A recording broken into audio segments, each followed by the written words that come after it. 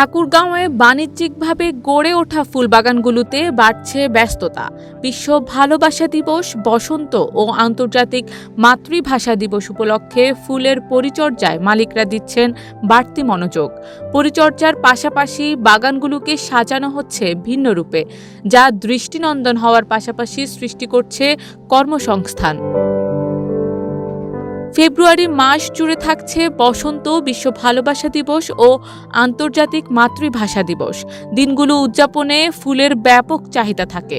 এজন্য ঠাকুরগাঁওয়ে বাণিজ্যিকভাবে গড়ে ওঠা ফুলবাগানগুলোর বাড়তি পরিচর্যা নিচ্ছেন মালিক ও শ্রমিকরা। আমাদের বাগান 2 একরের মধ্যে আছে। গোলাপ আপনার মোটামুটি আলহামদুলিল্লাহ ভালো, মোটামুটি একটা বাজার আছে।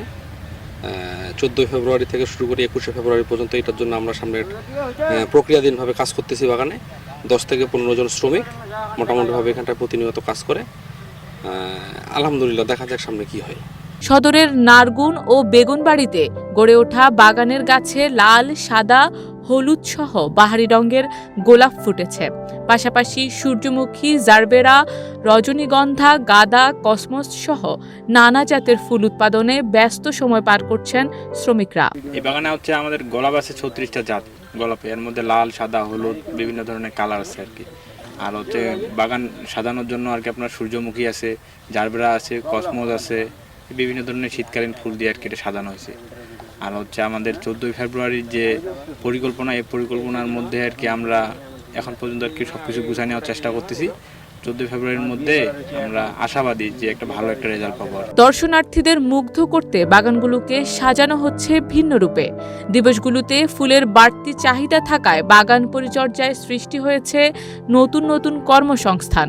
ফুল কিনতে দূর দূরান্ত থেকে বাগান মালিকের সাথে এখন থেকেই যোগাযোগ রাখছেন ব্যবসায়ীরা। আসলে আমরা আসি আজকে এখানে দর্শন করার জন্য জায়গাটা, তো আসে দেখতেছি যে 14 ফেব্রুয়ারি উপলক্ষে আসলে বাগানটা অনেক সুন্দরভাবে সাজাচ্ছে এবং 14 ফেব্রুয়ারি উপলক্ষে অনেক ফুলের এরা উৎপাদন করতেছে, অনেক পরিচর্যা নিচ্ছে সুন্দরভাবে, সার বীজ দিয়ে ভালো করে রাখতেছে যেন আপনার ফুলগুলা সুন্দরভাবে লোকজনের হাতে পৌঁছে দিতে পারে এবং যেরকম দেখা যাচ্ছে যে আরো অনেক দর্শনার্থীরা আসতে পারে এখানে। স্বাচ্ছন্দ্যে ব্যবসায়ীরা যেন ফুলের ব্যবসা পরিচালনা করতে পারেন, তাই সব ধরনের সহযোগিতার আশ্বাস দেন উপজেলা প্রশাসন।